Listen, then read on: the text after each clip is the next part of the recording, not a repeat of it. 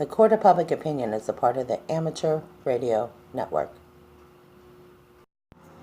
Good morning and welcome to the Field Report at the Court of Public Opinion.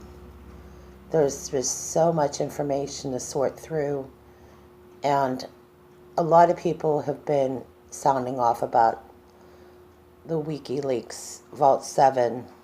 I think what's really important is that a lot of what you're seeing, this rebuilding, this cleaning house that's going to happen, or they wouldn't have these leaks, and these are internal documents that were released to the public if they weren't planning to clean out a lot of the corruption.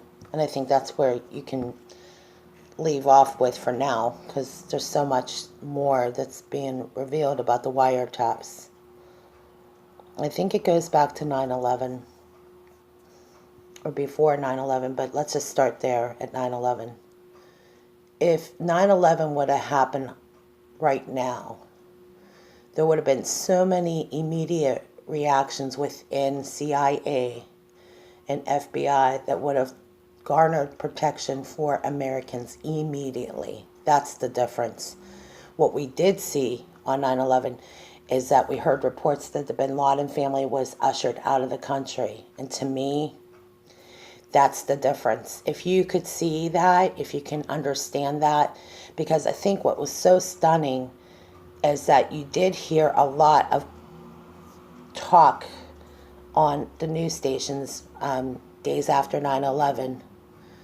And, you know, we know the story that we saw, but what really would have happened differently is that the CIA would have acted in behalf of Americans. They wouldn't have been coming out, you know, all the things that happened with the profiling, especially because a lot of the focus was on Muslim at that moment, Muslim hijackers, etc. I think that's the difference. So if you were to start all over today, starting with what would have been different, I think that's where you can get a better understanding, because clearly that day was so significant. The announcement of Homeland Security, which we see today in the Patriot Act. I think what you can honestly say is the division started there, because there were Republicans and Democrats that were both clashing on this, and a lot of people supported Bush, but they didn't understand what he was doing. They still didn't understand why he was protecting the bin Laden family. That was really odd. And then the announcement of the Iraq War. So I think what would have happened differently the days after 9/11 is that you would have saw the CIA defending Americans. They wouldn't be creating a TSA. They wouldn't be doing any of those things. There would have been a whole different operating standard. You know, like they said, standard operations. They would have pretty much by protocol, they would have had the F-16 jets, and they would have had all the military lined up at the shipping ports. There would have been, the borders would have been closed. This would have been that precedence.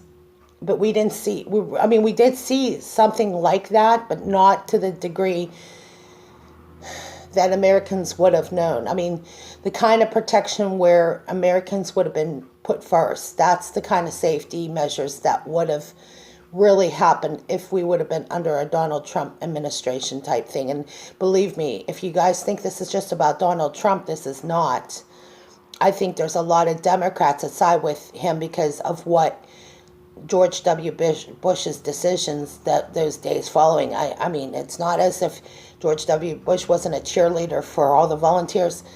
Who wouldn't cheerlead for the volunteers that rushed to the ground zero? And if you knew the whole story about that and some of the stories that came from that, how a lot of fathers whose sons were actually volunteer firefighters, and these men had already retired from the, FDNY, they rushed down to find their sons in that rubble. And there were just thousands of volunteers sorting through that rubble. I mean, they were the reason that whole bucket brigade is because they were looking for any sign of life. those hours right after 9/11 and how they closed down the George Washington Bridge, and all those bridges were shut down because, going into lower Manhattan, I mean, have you ever heard of anything like that? No.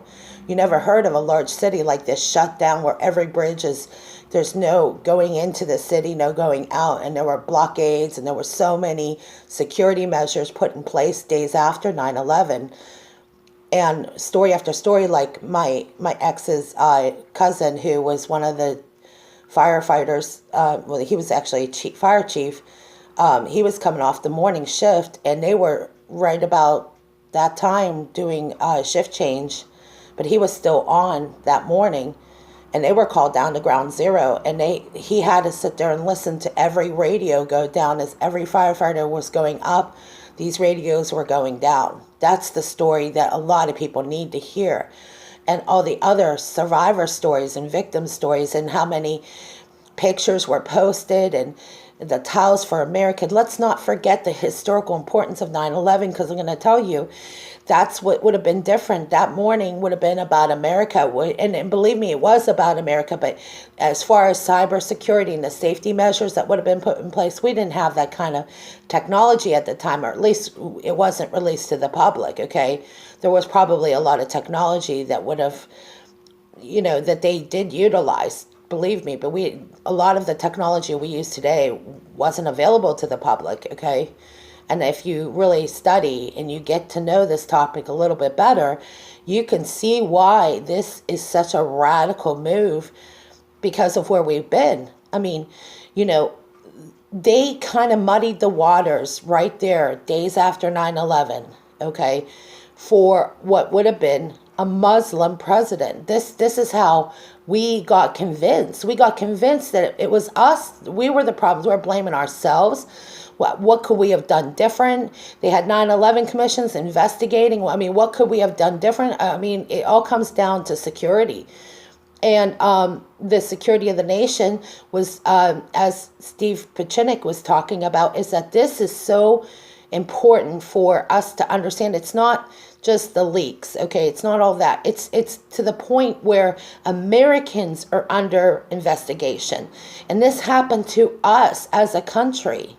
So the difference is really incredible. I mean, I can honestly admit that some of us bought the lie that the Bush doctrine was really bad for America. It was so bad that we were actually talking. I mean, literally, this forced us into the war in Iraq. And this forced us to have casualties that we should never have endured. Not that I'm saying that there wouldn't have been security measures and we wouldn't have had recruitment out the wazoo. Not at all. No question. I think we would have had the same amount of people who would have volunteered for the military, but it would have been like on a more of a National Guard level. I mean, reservists, people that would have been around the border. And you can tell that even in the years here, so the difference of 9/11, here's the difference today versus what happened 9/11. If we would have had secure borders, if we would have had all these things in place right now, and what they're doing is they're trying to put this in place now so that it doesn't happen again, a 9/11 event would decimate our country to the degree. I don't think, to be honest with you, I don't, it's not that I don't think we could survive another attack. We don't want to find out. And that's why these things are coming out. And that this is why they're literally cleaning out every area of government. And I say that most people that find themselves on the Democrat liberal side will find themselves believing, yes, this is exactly right. Because this is where the division was. And this is clearly what is happening. There are a lot of people that still believe that George Bush doctrine was right. Hey, listen, he was a good wartime president if there was a real war to be fought. But that war was fought on wrong pretexts. And a lot of us who used to believe this, I mean, I honestly think that one of the things that I actually had to convince myself for a long time that this was right. I was on the edge of my seat. I didn't really want to go along with this. And I think there was a lot of people who served in the military, who served in high-ranking security on into the middle. All of us who ever served in a uniform would have never wanted us to go to war. I mean, we would have defended our country and our border. We would have done a lot of things differently, is what I'm saying. I think there are a lot of people who went to the liberal progressive side that completely disagreed with the war. Okay, that's not that they were anti-war, it's just they completely disagreed with the decisions that were being made, and they were probably more honest. And we had back and forth with both liberal friends of ours, and they were trying to explain to us why this war was wrong. And it was wrong for a lot of reasons, not because of defending our country, because it was sold to the public that if we fought a war in Iraq, that we would hold back Muslim terrorists. Okay, that's why there's so many people coming out, that there's a lot more information that would lead us to believe that this war was fought for a lot of reasons. And now we're seeing this great shift. And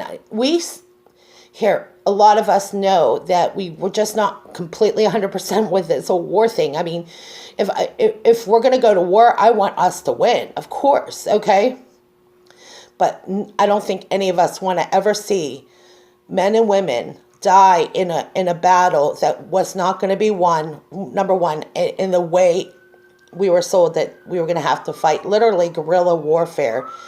And when you look at the decisions that were made in 1993, right after the first World Trade Center bombing, okay, that even our soldiers weren't allowed to carry firearms on the base. I mean, listen, if we ever have to fight a war like this, the difference is gonna be, now that these changes are happening, because they have to be done, you're gonna see soldiers wearing their proper uniform and that being their required military artillery. Okay, they're not going to be on a base where they aren't going to be carrying the standard guns that they're supposed to. I mean, you don't put your security guard in place, in a dangerous place, without their armory. Okay, it just doesn't happen. So here's the difference that people need to understand better, that these changes that are happening, to me, this is what it looks to me. This is just my opinion.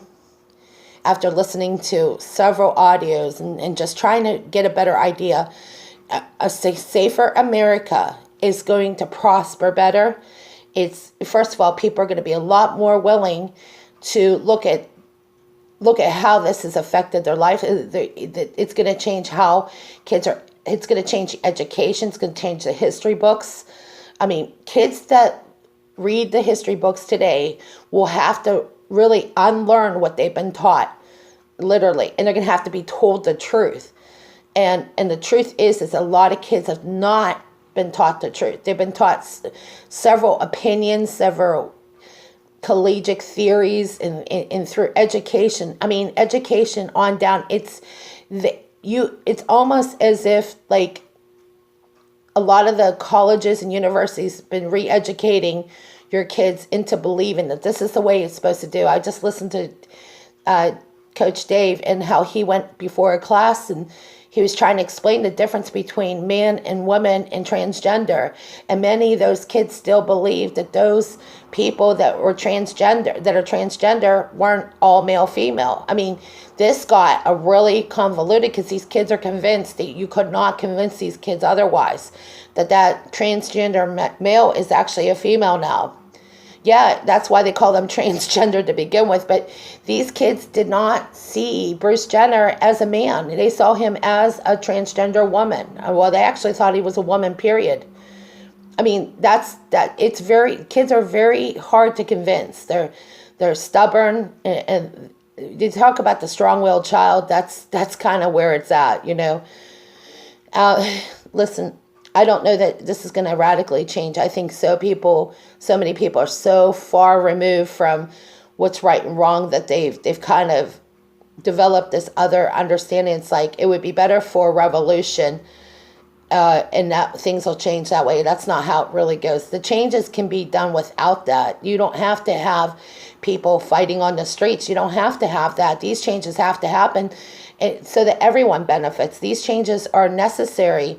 They should have been done on before. Well, first of all, it should have been done before 9/11, but it should have been done days after 9/11. And I think, to our own dismay, those decisions, and even the CIA and some of those people within were watching some people that just kind of infiltrated our high levels of government who made these changes.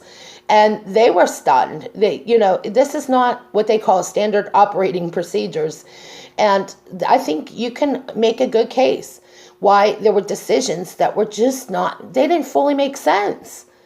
I mean, the idea that hours into the reports of the planes crashing into the World Trade Center, the George W. Bush is hushed. They're rushing the Bin Laden family out of the country for their safety. I mean, you have to be thinking to yourself, wouldn't the primary safety measure be the top Americans, the most important people that were affected, meaning the survivors or the victims, be the primary concern? That what their security was primarily important. Number one, the idea that this became a primary concern, I mean, that's when I knew there's something really weird about this. Why would they be concerned about the Bin Laden family getting out of the country? And, the story of the Bin Laden family that story isn't over. I mean, when they talk about the mastermind behind 9/11 and all the cells, and look what is happening. Look at the difference. See, kids don't understand there was a difference. They didn't grow up in America where, you had the certain kind of freedoms today. By today's standards, we're not even back where we were before 9/11. I mean, at least there was still some wholesome values. And now all you hear is the purging of all these other pedophile groups. I mean, it's incredible. I mean, wow, if you really look at America and you look at the average American church, they're not preaching the way the old school preachers preached, okay? I mean, it's kind of this, just go to church, get coffee. That's not how church used to be. They've changed the way we listen to music, okay? And that's not always a bad thing, but I mean, back to the old school churches, the country churches where you actually sang hymns. And I'm not saying that there's, I'm ignorant in this way, but the old school and then the contemporary church, it's kind of been loosened, okay? They kind of modernized it. And they call this the postmodern church, and some of them call, replacement theology. All these things kind of were adopted in this, and people came away with their own understanding. And it says in the Bible, it says, lean not on your own understanding. For this very reason, they got away from really biblical, a Bible church. They have conditioned so many people to believe in that. Oh, no, it's not like that. We're with the crowd. We're in. I mean, I've gone to some churches that the music was fantastic, but there was no pictures of Jesus. There was no sanctuary, nothing. So I'm not knocking that you can't be theatrical and artistic in any way. But by standard, these churches didn't even have a cross on them. So you can see how much has changed just in the church alone. And listen, I'm just from an observation and my own opinion. These changes were happening, okay? Some of these changes, we weren't comfortable with these changes. And I remember like late 1990 and 2000. When I look at a church, I'm looking at, I want to see a picture of Jesus. I want to see a Bible in there, and I want to see a sanctuary. Okay, and what you are seeing in some of these churches is they look like rock concerts. Not to say that we're knocking it, but that Bible church, that small little church in the country, represented Jesus was in the wilderness, okay? And these churches are mega churches now. I mean, years ago, I met people and I knew people that weren't Christian, wouldn't go to church, but they'll go to a mega church now. I mean, that's how much has changed. That's not knocking that you can't get the word from a mega church, because that's not true at all. but they were the kind of people that just didn't go to church. But if you told them about going to a rock concert, a Christian, large Christian, massive, mega church that was adorned with all these beautiful things, they would go. People pick and choose their delusions in some ways, okay? And I'm not talking from somebody who's a perfect Christian. I'm not speaking from, whether I have all this incredible biblical knowledge, because I'm not. I'm just looking at from an observation. Things have changed because people are willing to accept the changes on their terms. And just as I said earlier, that these small churches, that's when people often refer to as that's where the Holy Spirit is, in some of these smaller churches. And if in some of our churches in our neighborhood today, that they were renting out their sanctuary to Muslim imams, and that is it. I'm going to tell you, that crossed the line in so many ways. You don't have to go to church every Sunday to think there's something wrong with this. But by today's standards, there are a lot of Christian pastors and preachers. They don't even touch that. They won't touch Revelation. You're going to preach the Bible. You got to preach the whole Bible. You can't just eliminate what you want and you don't want. And too many people have not been called out. If you go to a church and they don't preach the whole Bible, the full gospel, and they only pick and choose what they want to tell you, and they won't touch Revelation because they're afraid that people get kooky and crazy, you better think twice. You better ask yourself a question. If they can't preach the whole Bible, you can't just preach part of it, okay? And it goes back to other things, because I can tell you that's why people say judgment begins at the church. If pastors, and I've heard pastors say they will not preach Revelation.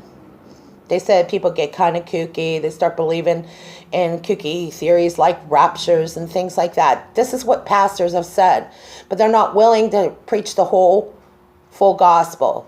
That I would question a lot of things right there, and a lot of them unknowingly or knowingly have been taught this in seminaries. Okay, they've been taught not to preach the revelation of Jesus Christ. That's the last chapter of the Bible, by the way, if you've never read it.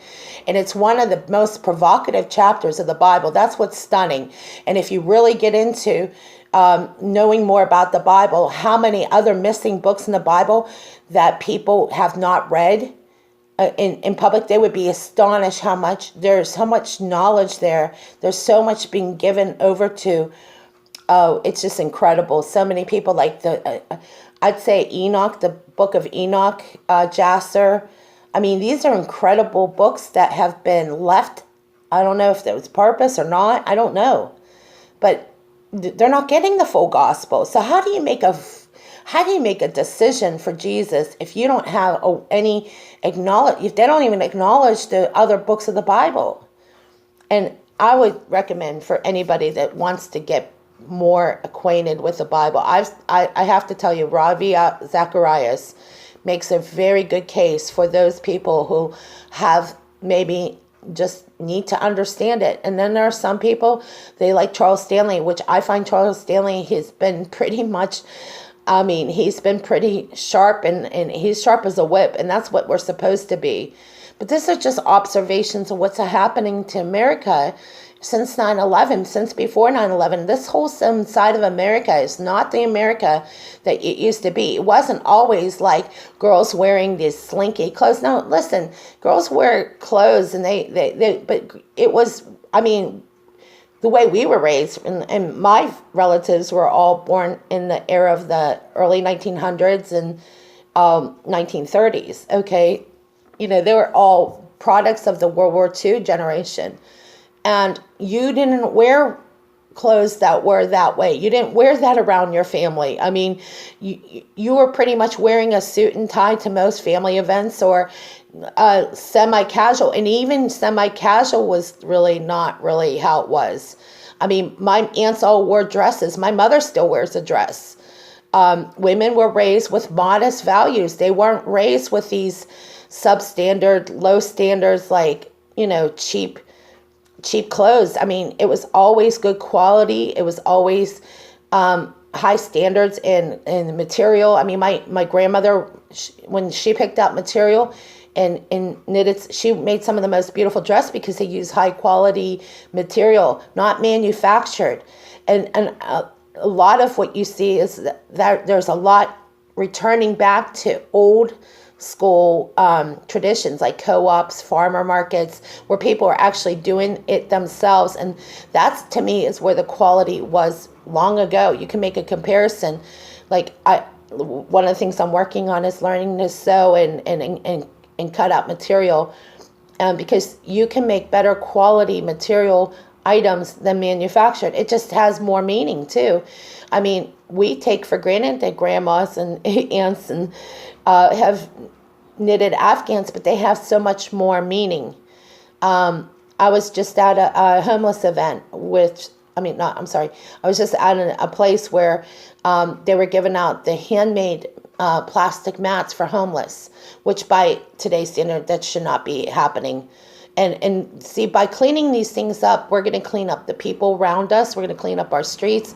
You're going to see a revival in some of the businesses, and you're going to see these stores open up. I mean, year after year over the last 10, 12, 15 years, you saw for sale signs up. Businesses were not thriving. They couldn't even make it a month.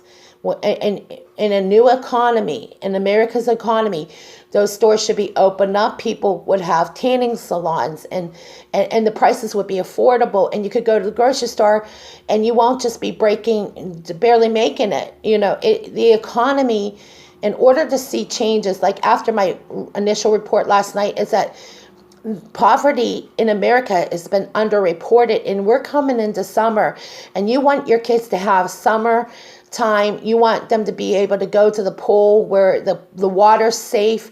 It's not doused with so many incredible chemicals. It wouldn't even be safe for drinking water, much less going into the pool. I mean, before even summer starts, okay, you're going to want to know if your county or community is looking into the water. Is are the parks clean? Are they safe?